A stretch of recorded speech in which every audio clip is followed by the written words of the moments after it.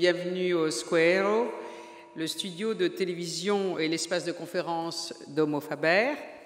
Vous savez que pendant toute la durée de cet événement exceptionnel, cet espace donne la parole aux artisans, aux designers, aux chercheurs, aux créateurs et à tous les autres acteurs de l'artisanat et des métiers d'art pour partager leurs expériences, pour enrichir la réflexion en ce domaine et pour répondre aux questions qu'évidemment tout le monde se pose. Je suis très heureuse d'accueillir aujourd'hui dans le cadre des 6 conférences organisées par la Fondation Michelangelo en partenariat avec l'Institut national des métiers d'art que j'ai l'honneur de présider. Et donc, je suis heureuse de vous accueillir aujourd'hui. Le titre de cette rencontre est « Artisanat d'art, art et société ».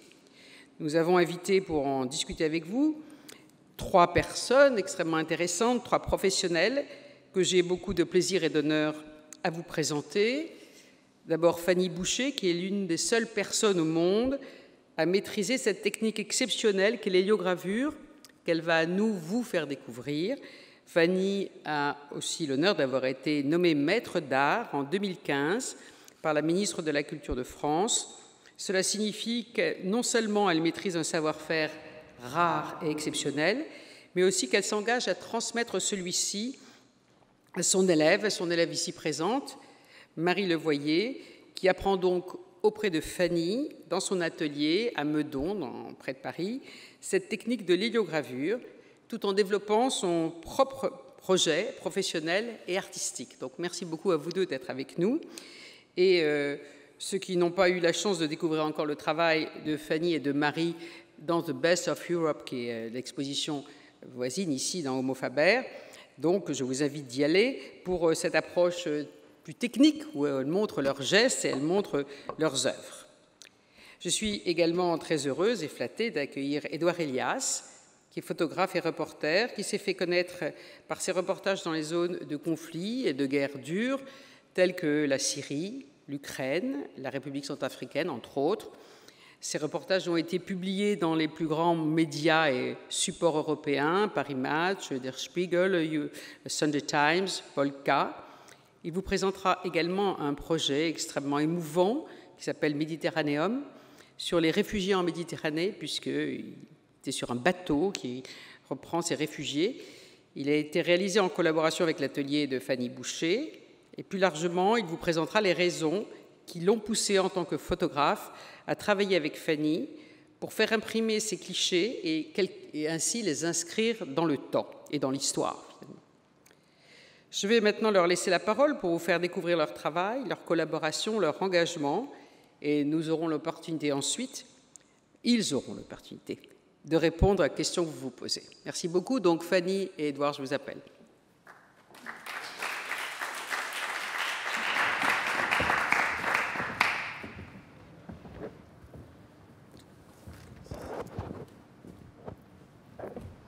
Bonjour, merci d'être présent. Alors, je vais aborder avec vous la question de l'héliogravure au grain, qui est une vaste question. J'ai en effet la chance d'avoir été formée à ce métier, qui est un métier extrêmement rare. J'ai été moi-même formée par mon maître en héliogravure, Jean-Daniel Lemoine, qui m'a transmis son savoir-faire, que j'ai pu à mon tour transmettre à mon élève Marie Levoyer, grâce justement à ce titre de maître d'art qui m'a été donné par la ministre de la Culture en 2015.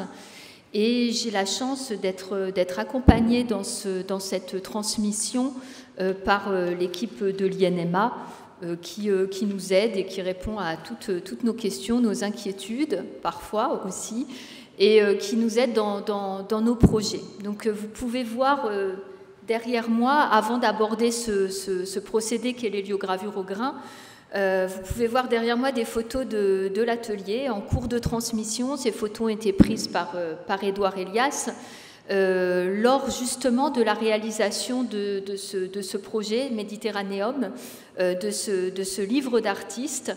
C'est très important pour Marie et moi-même d'avoir un témoignage photographique derrière, d'avoir la chance d'avoir un photographe qui prend en photo nos gestes de transmission, qui retranscrit tout cela, je pense, pour la suite, pour montrer à d'autres également ces exemples de transmission. Je pense que c'est très, très important de documenter, de créer comme une bibliothèque de nos expériences en tant que maître d'art. L'INMA nous accompagne énormément dans ce travail qu'on fait. Et le travail d'Édouard que vous pouvez voir derrière était particulièrement émouvant parce qu'il a l'art et la manière de photographier les personnes dans leurs ateliers, dans leur intimité. On ne le voit plus au bout d'un moment, même s'il est quand même assez présent, mais bon, ça va, ça se passe très très bien. Voilà, donc cette mission de transmission avec Marie se fait au quotidien depuis 2 ans, et elle se fait à travers les commandes de l'atelier, les relations avec les artistes, ces transmissions que l'on ne peut faire que dans le vécu d'un atelier, parce qu'il n'y a plus de transmission dans les écoles ou les universités. Alors, qu'est-ce que l'héliogravure au grain ? L'héliogravure au grain, c'est un savoir-faire qui date du 19e siècle, qui est un savoir-faire rare, qui a été inventé en parallèle des balbutiements de la photographie. Et c'est une époque où il y avait vraiment une effervescence dans la création de tous ces procédés dits photomécaniques. Alors, il y avait Niepce qui avait inventé dans les années 1830 l'héliographie. Et puis, il y a Talbot qui a inventé encore autre chose, Niepce de Saint-Victor qui a rajouté son petit grain de sel. Et en rajoutant toutes ces découvertes, et en 1878, un Viennois, Karl Klitsch, qui était imprimeur, a finalisé la technique de l'héliogravure au grain telle qu'on la pratique à l'atelier avec Marie. Et cette technique, en fait, permet de graver dans des matrices en cuivre des images photographiques. Comment fait-on ? On va passer à travers des gélatines photosensibles. Donc c'est tout le principe de tous ces procédés photographiques de gélatine bichromatée. L'artiste arrive à l'atelier avec une image qui va nous demander de retranscrire en héliogravure. On va faire à partir de cette image un film positif qui va être appliqué sur une gélatine photosensible. Et en fait, la lumière, d'où le terme héliogravure, la lumière intervient à ce moment-là. La lumière va traverser le positif et va venir durcir plus ou moins profondément la gélatine aux différents endroits. Il faut vous imaginer une gélatine qui a pris en mémoire l'image en différentes épaisseurs de durcissement. Et cette gélatine, lorsqu'elle est appliquée sur la plaque de cuivre, elle va permettre aux acides d'aller graver le cuivre plus ou moins lentement et de créer des creux différents sur la matrice. En fait, une matrice, c'est l'image en creux différents. Et lorsque l'on imprime cette matrice pour avoir X exemplaires, parce qu'on est dans de l'estampe, donc c'est numéroté, signé, et bien sur le papier, nous avons des épaisseurs d'encre. C'est absolument magnifique, c'est ce qui donne la profondeur des noirs en héliogravure. C'est ces matières, une hélio, c'est pas du tout fragile, ça se touche, ça s'effleure. Vous pourrez passer sur le stand tout à l'heure à Best of Europe, vous verrez. Ça se touche, vous sentez les épaisseurs d'encre, vraiment c'est quelque chose de vivant. Donc à l'atelier, nous travaillons principalement pour des artistes, des photographes, mais également des peintres, des graveurs, etc. Nous travaillons pour des galeristes, pour des musées, pour des éditeurs d'art ou des institutions également.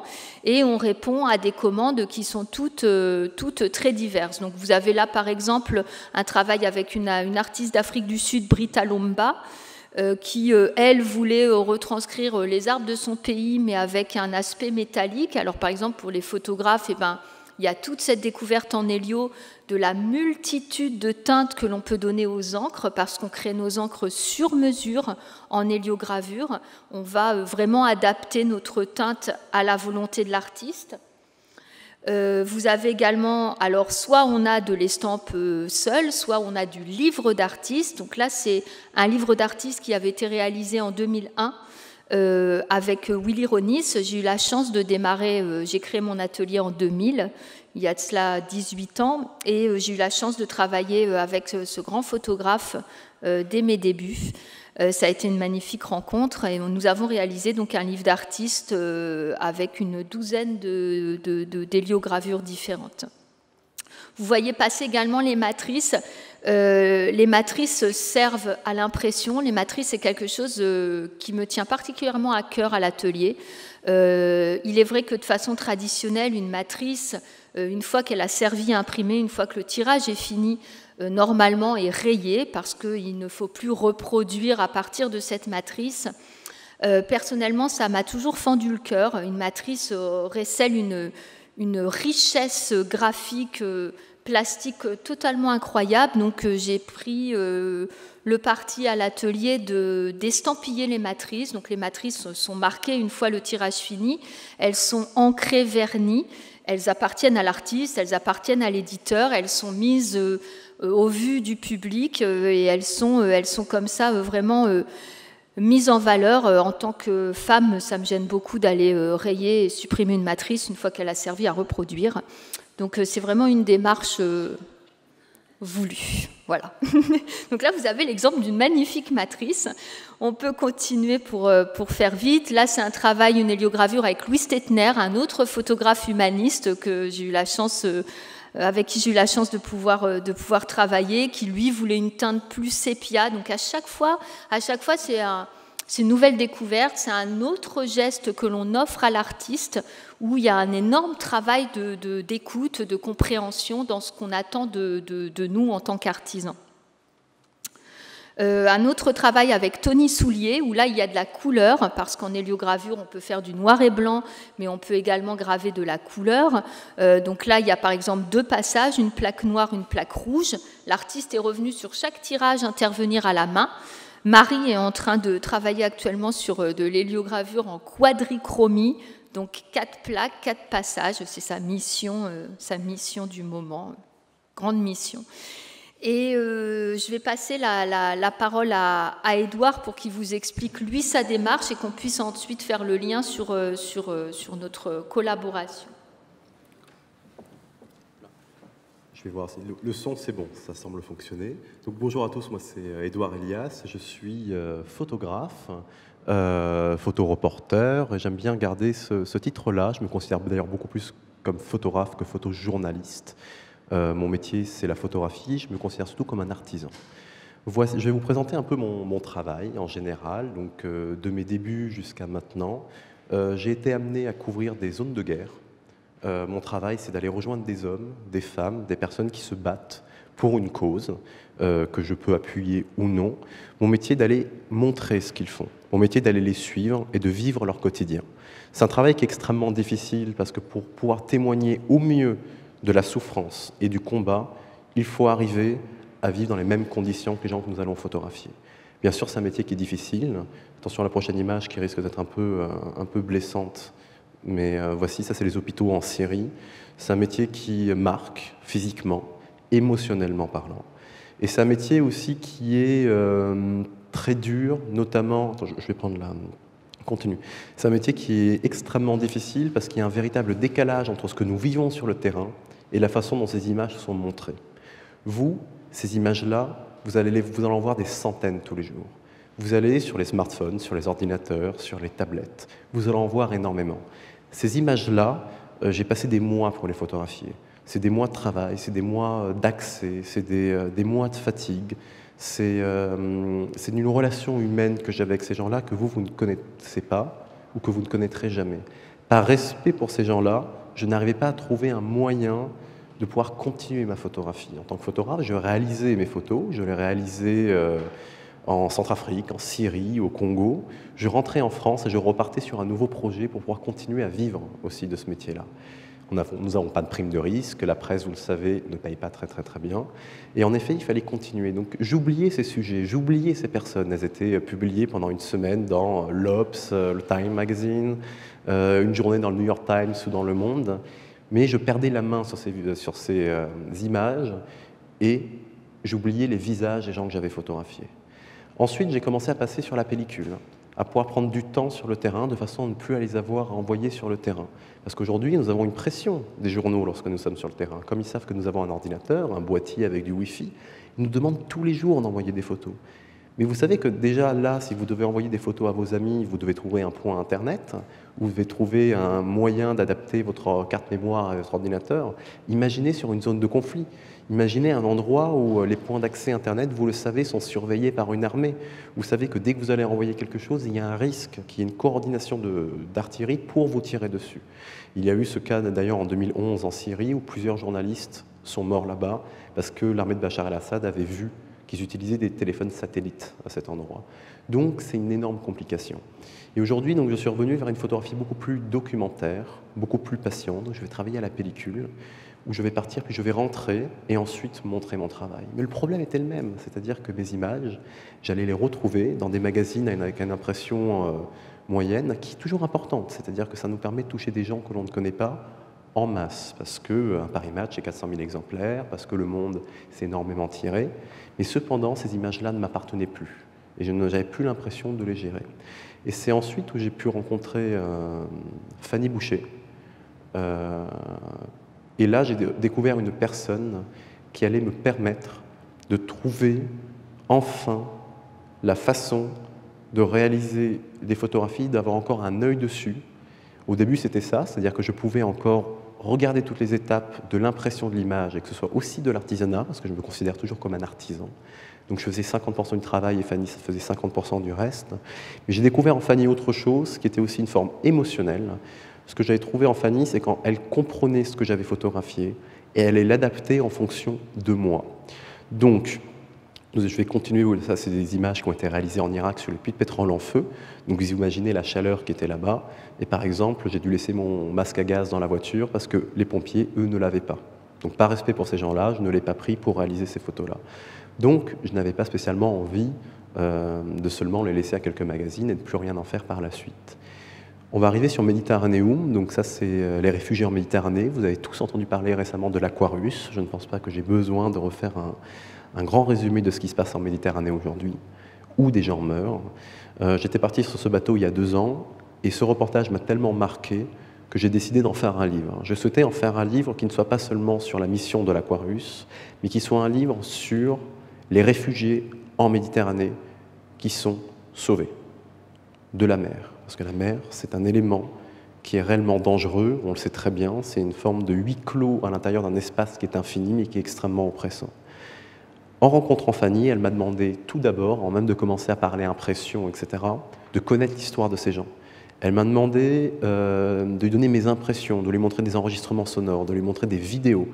On a mis 1 an et demi à peu près pour réaliser ce livre, mais il y a une énorme phase de préparation pour le réaliser. Et ce que j'ai aimé avec elle, c'est que plus qu'une personne qui allait imprimer mes photos, c'est quelqu'un qui prenait mon travail. C'est quelqu'un à qui je transmettais mon travail. Il y a une véritable notion de transmission. C'est-à-dire que mon travail, je l'ai réalisé avec mon savoir-faire et je transmettais cette base de savoir-faire pour que Fanny le transforme aussi et crée un résultat commun. Ce livre, Méditerranéum, ce n'est pas mon livre, c'est un travail commun d'artisans avec des savoir-faire différents qui, j'espère, restera pour la postérité. Pourquoi? Parce que l'héliogravure, pour moi, c'est l'impression qui est pérenne. Ce n'est pas un tirage photographique argentique classique ou un tirage numérique qui s'altérera avec le temps, étant donné qu'ils sont beaucoup plus fragiles. Là, on rentre dans une impression qui est pérenne, une impression qui est matérielle, une impression aussi qui est naturelle, de l'encre pigmentaire. Je peux toucher mes images, je peux me retrouver dans ces images. On peut travailler sur les teintes. Mon livre n'est pas en noir et blanc, il est en bleu et blanc. Si on met une image en noir et blanc à côté, vous allez voir la différence.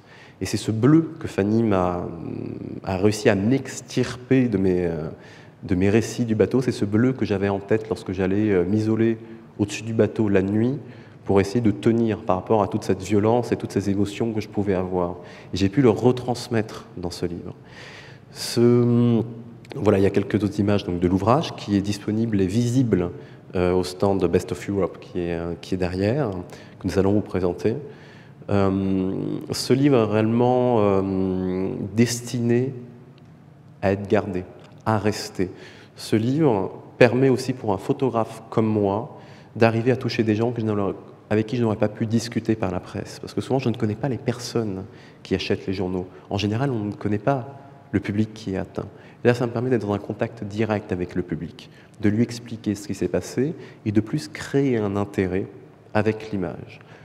Beaucoup de personnes vont parler de l'esthétisation de la douleur, de la souffrance. Je pense que les photos que vous avez vues ici sont des photos esthétiques.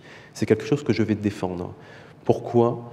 Parce que je pense qu'arriver à reproduire dans les images des règles de composition, des règles artistiques, des règles de ligne qui permettent de créer des émotions au-delà seulement de l'information de ce qui se passe à cet endroit, à un instant T, on va créer un tout qui pourra rester dans le temps, qui pourra surtout être montré par les gens à d'autres. Si j'avais réalisé une image de quelqu'un en train de se noyer violente, c'est une image qui aurait été cachée. Ceux-ci sont des images qui sont destinées à être exposées, sont des images qui sont destinées à être montrées et sont des images qui sont destinées à ce que les gens se posent des questions. Aujourd'hui, je ne sais plus quelle est la durée moyenne d'une personne qui regarde une photographie, mais elle est inférieure à 10 secondes. Si une personne se pose une question sur une photographie et qui passe plus de 10 secondes, c'est autant de secondes de gagner de prise de conscience. Et mon travail, c'est ça, faire prendre des consciences aux gens. Et pour cela, c'est la collaboration que nous réalisons avec Fanny. Voilà.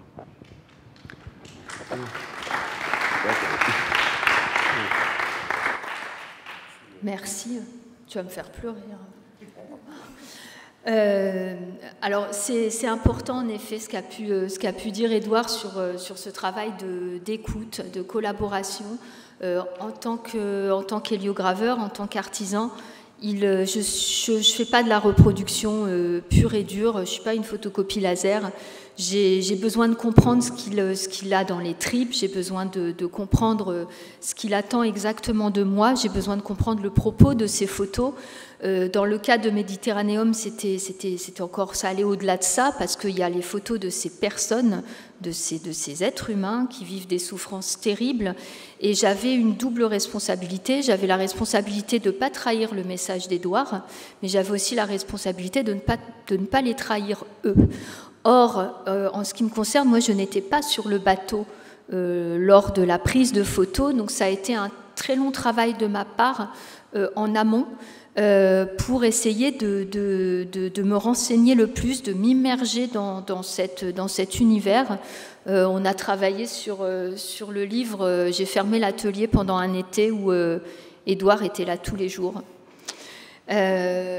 Chaque jour, et on a réalisé toutes les hélios côte à côte. C'est important parce qu'il y avait des mots parfois qu'il ne m'avait pas dit avant, ou des émotions qui ressortaient, ou des anecdotes qui arrivaient à un instant T, et moi ça me permet de m'en nourrir pour donner des émotions et retranscrire toutes ces émotions-là dans mon geste, parce que l'hélio, la gélatine, elle est vivante, elle va réagir à la température, elle va réagir à l'hygrométrie, mais elle va réagir aussi à notre état nerveux, à Marie et à moi. Et donc, c'est très difficile de gérer tout ça.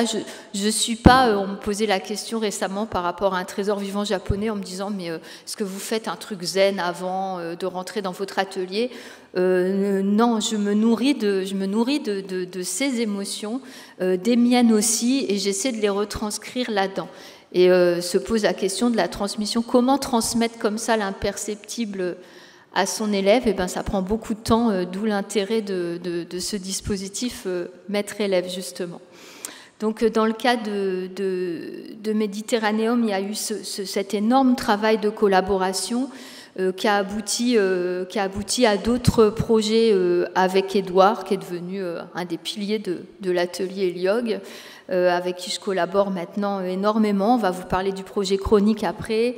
On prépare à l'heure actuelle une œuvre assez monumentale pour le Musée national de Pékin en décembre, où là on imprime quelque chose, 15 mètres de papier avec 30 héliogravures qui reprennent tout son travail, un travail sur le regard humain, etc. Donc voilà, donc c'est un travail de collaboration qui nous tient beaucoup à cœur et qui est très important pour l'atelier. Là, je vais faire une petite parenthèse pour vous montrer aussi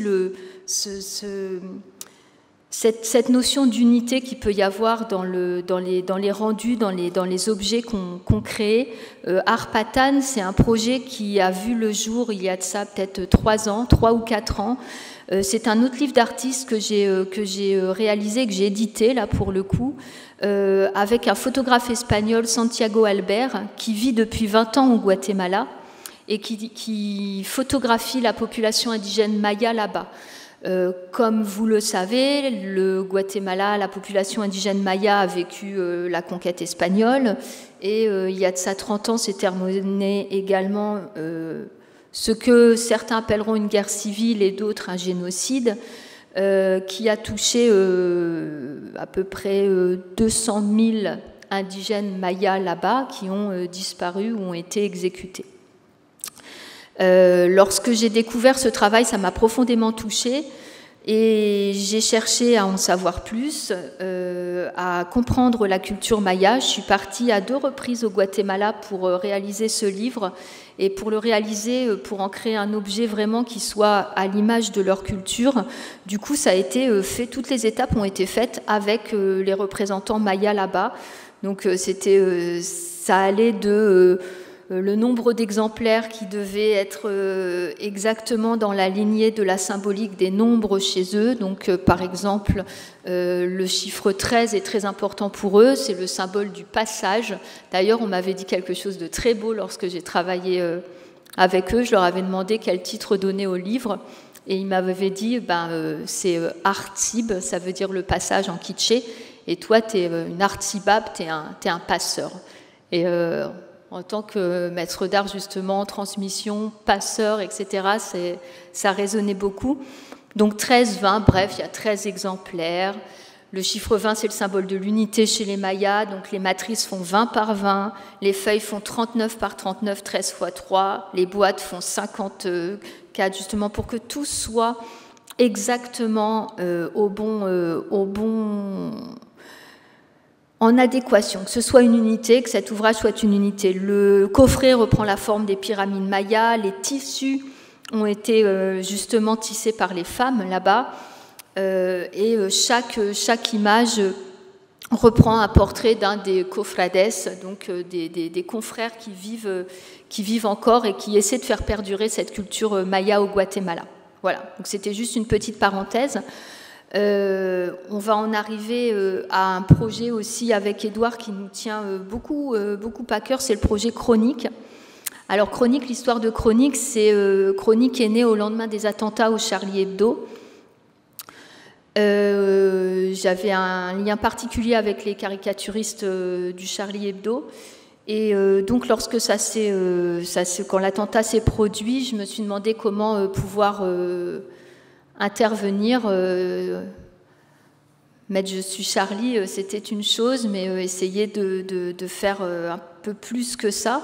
Et donc nous est venue à l'atelier cette idée d'édition.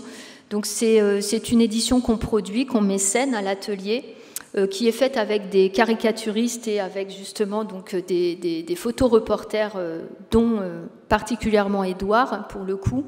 Et en fait, c'est une édition qui est destinée à un public souvent de jeunes, adolescents, adultes, dans les prisons, dans l'école de la seconde chance, dans des endroits, des MJC où il n'y a pas forcément de possibilité d'accès à la culture.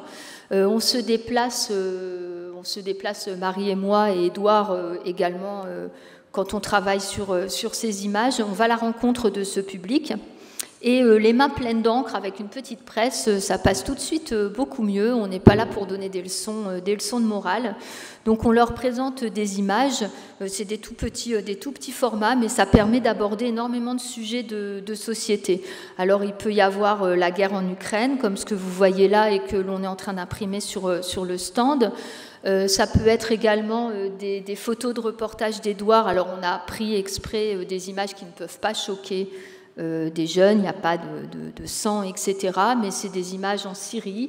Ça nous permet d'aborder les Rohingyas en Birmanie. Ça nous permet d'aborder le statut des femmes, le viol utilisé comme arme de guerre en République démocratique du Congo. Ça nous permet d'aborder la question des réfugiés en Méditerranée. Et on arrive à créer un lien important. En tant que maître d'art, j'ai une mission de transmission avec mon élève, mais j'estime que j'ai aussi une mission de transmission beaucoup plus large, justement avec la société. J'ai la chance de posséder un savoir-faire qui me permet de reproduire. C'est un savoir-faire qui vient aussi du temps de la Révolution française. Il ne faut pas oublier que l'estampe, c'était quand même un médium de résistance à la Révolution française, que les imprimeries étaient fermées, que les imprimeurs on leur coupait la tête.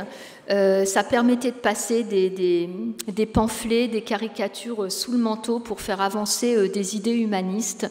Alors j'ai hérité de ça, ce serait quand même une honte de ne pas le faire. Et je vais vous raconter une petite anecdote, à chaque fois je la dis, donc ils vont rigoler, mais c'est pas grave, je gère. C'est l'histoire du toucan et du colibri. Et c'est une fable amérindienne, c'est l'histoire d'un petit colibri.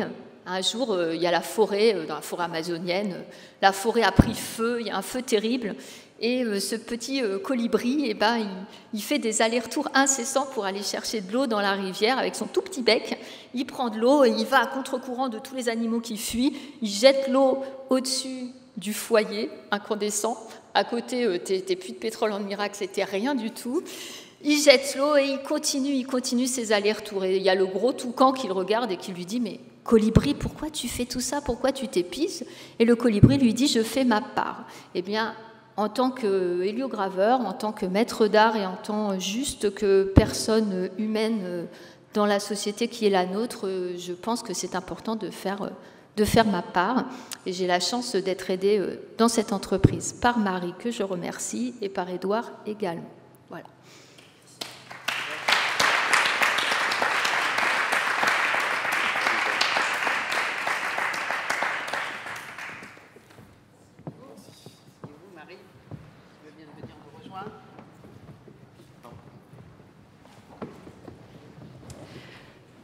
Merci infiniment de ces témoignages, de ces paroles, de cette émotion que vous avez diffusée et fait partager.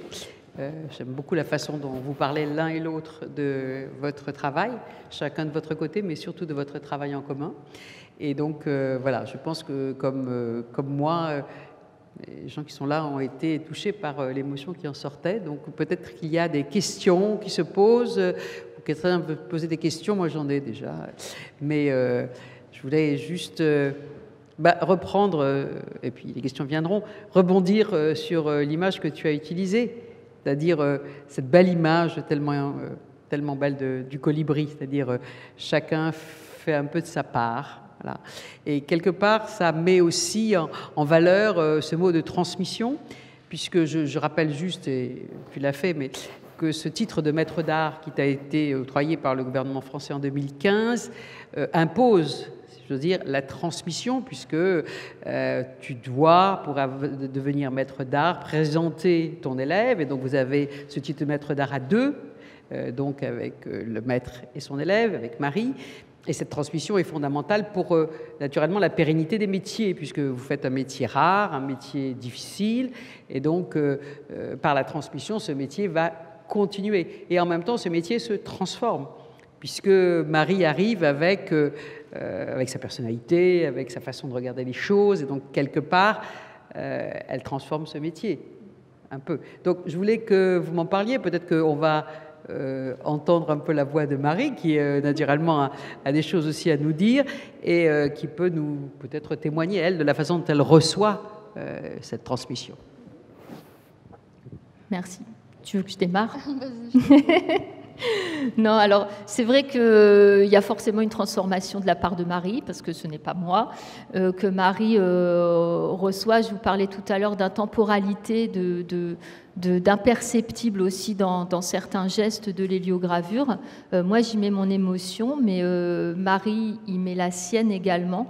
Je pense que la transmission, c'est un processus qui est très très long, qui passe par la découverte, par l'observation pendant un temps assez long. et puis par la pratique accompagnée, et puis par la pratique toute seule. Oui, c'est ça, par l'appropriation du geste petit à petit. Et puis, c'est pas en atelier, c'est pas seulement l'apprentissage d'un savoir-faire, c'est aussi l'apprentissage de comment se gérer soi-même par rapport à son savoir-faire, comment gérer tout l'atelier, comment gérer le rapport avec une personne qui nous apprend aussi. C'est de la vigilance. C'est très beau, la transmission, c'est vraiment un vrai partage dans tous les sens du terme, mais c'est aussi une vigilance parce qu'on doit chacun garder sa place. Je dois garder ma place d'élève, mais Fanny doit aussi garder sa place de maître et comprendre les attentes de chacun. Oui, c'est ça, c'est de la vigilance de chaque jour, chaque instant, et qui est réunie autour d'un savoir-faire. Bon, c'est déjà très enrichissant pour soi, mais en plus, quand on peut, par des actions comme Chronique, le faire partager avec des jeunes, par exemple, qui sont parfois perdus dans leur orientation, pouvoir leur dire aussi que c'est possible d'avoir des métiers comme ça, c'est possible de faire ça, c'est possible de partager des choses avec quelqu'un qui nous apprend, pas seulement cette notion de professeur qu'on peut avoir à l'école, ça peut être plein de vecteurs différents d'apprentissage, et il y a aussi tout ça dans la transmission, et que moi je suis très heureuse de partager avec Fanny en tout cas. Merci. Est-ce que sur ces sujets ou d'autres, bien sûr, il y a des questions? Sinon, moi je vais... oui, Bruno.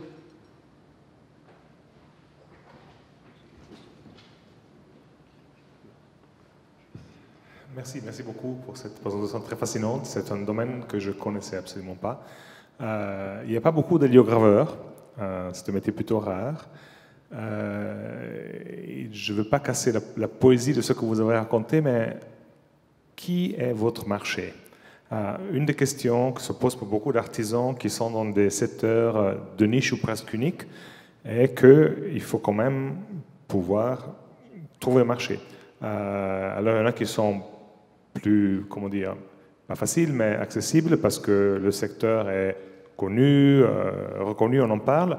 Il y en a comme le vôtre qui sont beaucoup moins évidents parce que le secteur est quelque part un peu un petit secret pour initier. Donc, qui est votre marché? Vous dites, on a un tirage de 13 exemplaires d'un objet qui vous a pris des mois, des voyages au Guatemala, une intensité de travail et de recherche telle.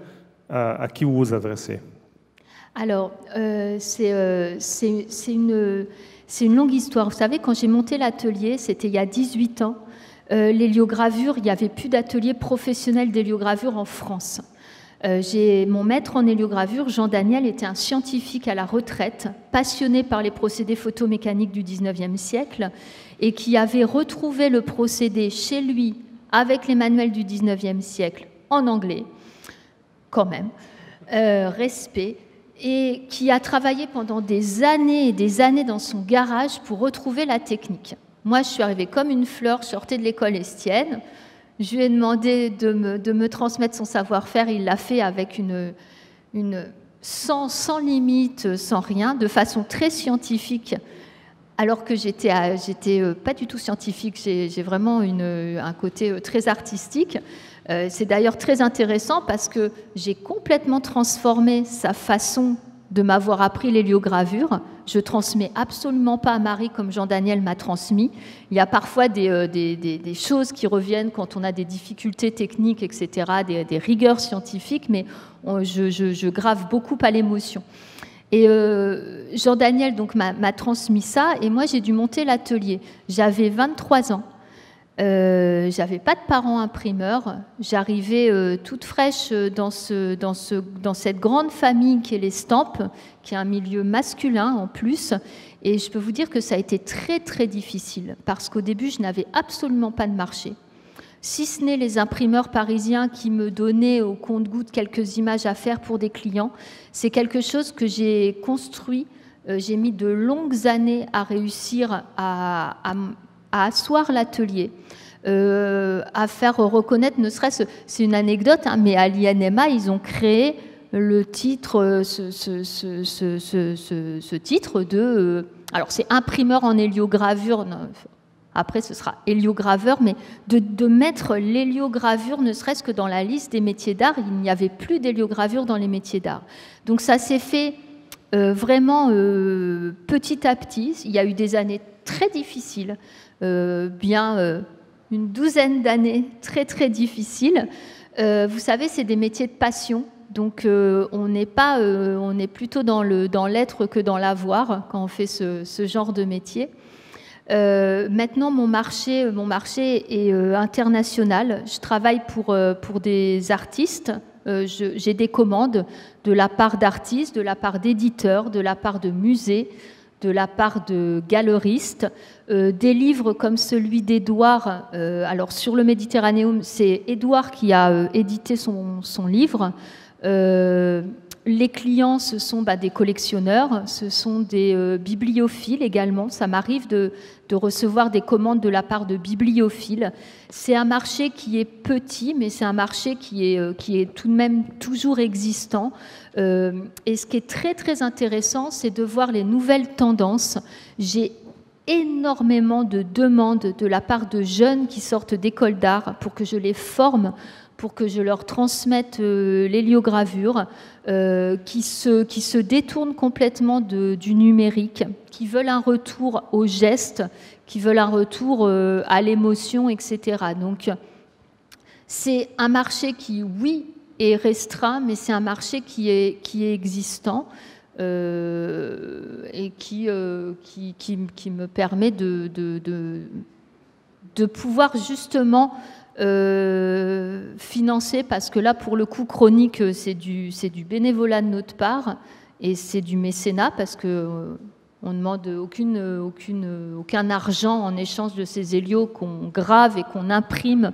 On passe parfois des week-ends entiers à faire des impressions de Chronique avec Marie. Édouard essaie d'apprendre l'impression. Il y a encore un peu de travail, il y a du travail, mais je suis extrêmement optimiste sur la suite des événements. Il y a parfois des étudiants d'Estienne qui viennent nous prêter main forte dans ce projet, mais vous voyez, voilà, c'est beaucoup de bonnes intentions aussi. Après, vous savez, moi, tant que je peux payer mes charges et financer mon voyage au Guatemala pour aller retrouver les Mayas et faire un beau bouquin, c'est merveilleux. Voilà. Merci beaucoup, toujours beaucoup d'émotions avec elle. D'autres questions peut-être? Oui, je vous en prie, Fabien. Je pense qu'il y a un micro qui va venir jusqu'à vous. Ici.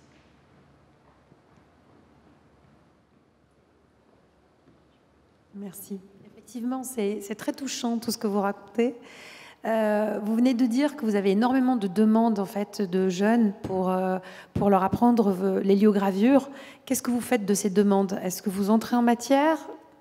Alors, je peux pas. Alors, l'héliogravure, c'est pas pour rien qu'il y a une transmission sur plusieurs années. Je suis pas pour faire des workshops d'héliogravure comme il y a dans certains ateliers autres que le mien dans d'autres pays. Aller prendre une fortune pour montrer 2 jours d'hélio et la personne repart sans rien, ça m'intéresse absolument pas. Pour moi, la transmission, elle se fait dans l'atelier sur plusieurs années. Donc, il est vrai que je ne peux pas répondre à toutes ces demandes, ça m'est totalement impossible. Et puis, il faut comprendre aussi, Marie en a parlé, c'est que c'est pas rien d'avoir quelqu'un dans son atelier. Moi, j'avais été habituée à travailler seule pendant 15 ans. Un maître d'art dans le binôme qui se crée avec son élève. Marie a parlé de vigilance. Elle a vraiment, c'est quelque chose d'important pour qu'une transmission se passe bien. Il faut être extrêmement vigilant. On partage, on est dans un petit espace toutes les deux, à longueur de temps. Parfois jusque tard dans la nuit. On va passer nos week-ends, nos vacances. Voilà. Donc, il y a évidemment une complicité. Il y a tout ça qui se met en place. Je peux pas. On prend des stagiaires à l'atelier. On voit que il suffit d'un rien parfois pour que le courant ne passe pas, pour qu'il y ait un grain de sable qui vient casser la mécanique. Par exemple, lorsqu'on a imprimé l'œuvre pour Pékin, ça a été 8 jours où on s'est enfermé dans un atelier en Dordogne pour imprimer 15 mètres de papier. J'étais au bord du décès à chaque passage. au bord de la crise de nerfs. Je pense que j'étais assez stressée. Eux deux également. Enfin, vous voyez, c'est des équipes, il faut vraiment très très bien s'entendre. J'avais la possibilité d'emmener un stagiaire avec moi, mais il y a tellement de tensions à gérer de tout ça. C'est un rapport, Marie parlait d'un savoir-faire, il y a un savoir-être aussi qu'on transmet. Tout le monde n'est pas apte à recevoir aussi ce savoir-être et tout le monde n'est pas apte à l'honorer. Ça a besoin je pense, d'une grande humilité et je peux pas attendre ça de tout le monde. On prend encore une autre question, si question il y a sur ces savoir-faire incroyables et sur... moi, si vous permettez une demi-seconde, je voulais revenir sur Édouard parce que métier de journaliste, je trouve que moi je l'ai fait par écrit longtemps. Les journalistes finalement sont des témoins qui passent, quoi. Et donc rien ne passe plus vite qu'un journal finalement. Avant, on s'en servait pour envelopper les légumes, mais maintenant, on les a sur Internet. Donc, c'est quelque chose qui passe. Et donc, Édouard, vous avez justement décidé de ne pas laisser passer, si j'ose dire, puisque ces photos, qui sont des témoignages terribles, de moments terribles de notre histoire, c'est un témoignage de notre temps. Donc, expliquez-nous quand même un tout petit peu, qu'est-ce qu'il en sort finalement pour vous? Alors, personnellement, c'est aussi une façon de respecter mon sujet. Comme je vous l'ai expliqué tout à l'heure, partir sur le terrain, c'est partager. C'est des choses, c'est des souvenirs qui vont me rester toute une vie. La Syrie, que ce soit les gens que j'ai pu rencontrer, qui sont morts par la suite ou qui ont réussi à fuir. La Centrafrique avec la Légion étrangère, donc ces hommes que j'ai suivis pendant à peu près un mois sur le terrain dans une base très avancée. Ça a été ces pompiers en Irak, c'était même été ces réfugiés que j'ai vus pendant un peu moins de temps. Ces gens-là, je les ai côtoyés, mais surtout, il faut penser que ces gens-là m'ont accepté. Je me rappelle encore un soir, c'était dans un hôpital à Alep. Je n'arrivais plus à supporter l'hôpital. Il y avait des blessés, des morts, du sang. Je suis parti pleurer à la sortie de l'hôpital parce que mes nerfs lâchaient. Et là, un médecin est venu me chercher pour me dire « Vous êtes venu dans mon pays pour montrer ce qui s'y passe. Venez vous aussi faire votre métier. » Cette personne-là m'a sauvé la vie, entre guillemets, m'a sauvé ma vie psychologique, dans le sens où aujourd'hui je continue à faire ce travail en me rappelant de cette personne-là. Et le fait de voir passer mes images, le fait de les voir disparaître, même si elles ont touché énormément de personnes, parce que la presse, ça reste important, je continuerai toujours à travailler avec la presse, je veux surtout pouvoir mettre mes histoires dans l'histoire, pouvoir faire en sorte que ces images se retrouvent dans des musées. Mon reportage sur la Légion étrangère, par exemple, alors ça n'avait pas été acquis sous la forme d'héliogravure, mais au musée de l'armée des Invalides. J'ai d'autres demandes. Et ce travail, personnellement, se doit de finir là, et même dans les mains de personnes qui pourront le garder, qui pourront le montrer. On parlait du marché aussi tout à l'heure.